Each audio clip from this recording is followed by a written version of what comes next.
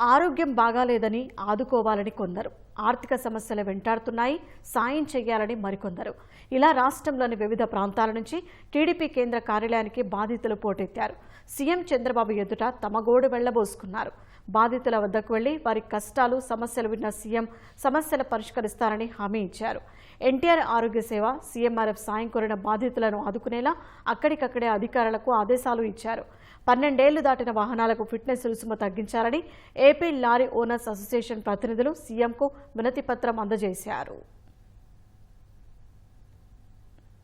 కేంద్ర ప్రభుత్వం నవంబర్ 11వ తేదీన 850 నెంబర్తో ఒక నోటిఫికేషన్ జారీ చేసింది. అందులో 1000 రూపాయల నుంచి దాదాపు 28,000 రూపాయల వరకు ఫిట్నెస్ ఫీజులు పెంచుతూ తీసుకున్న నిర్ణయాన్ని మన రాష్ట్ర ప్రభుత్వం మొన్న డిసెంబర్ 22వ తేదీన ఒక మెమో చేసి కేంద్ర ప్రభుత్వానికి పంపించింది. అయినా మరి ఆ కేంద్ర ప్రభుత్వం దాదాపు 18 రోజుల నుంచి నానబెడుతూ దాన్ని మన ఎన్ఐసీలో పెట్టకుండా చాలా ఇబ్బంది పెడుతున్నారు. సరైన అంశాలు లేవనే ఉద్దేశంతో వాళ్ళు ఆపినట్టు తెలిసింది. ఆ విషయం నేను ఆంధ్రప్రదేశ్ లారీ ఓనర్స్ అసోసియేషన్ ద్వారా ముఖ్యమంత్రి తెలియజేశాను. మేము పుంగనూరు నుంచి రావడం జరిగింది. ఈ రోడ్లు వేసే దాంట్లో వైసీపీ అతను సుమారుగా ఒక 16 కోట్ల రూపాయలు దుర్వినియోగం చేసేదానికి ట్రై చేస్తున్నాడు. ఏ పార్టీ రూలింగ్ వస్తే ఆ పార్టీలోకి వస్తాడు. అతని ఆదాయం సమకూర్చుకుంటాడు. సుమారు 300 ఎకరాలు నిరుపేద భూములన్నీ కూడా కోర్టులో వేయడం జరిగింది. వాటిని అన్నింటినీ కూడా మేము క్లుప్తంగా చంద్రబాబు నాయుడు గారికి వివరించడం జరిగింది. దానిపైన నేను చర్యలు తీసుకుంటానని కూడా ఆయన మాకు తెలియజేయడం జరిగింది. సార్ మాది అద్దంకి నియోజకవర్గం, పాతమాగులూరు, మాదిగపల్లి.